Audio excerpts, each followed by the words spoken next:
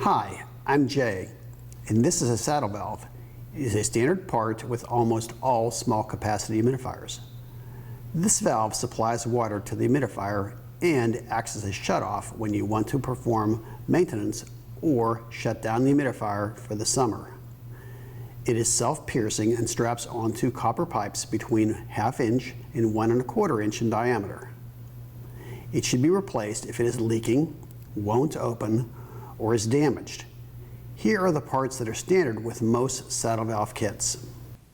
The brass insert and nylon ferrule are only used when you're connecting plastic tubing to your humidifier.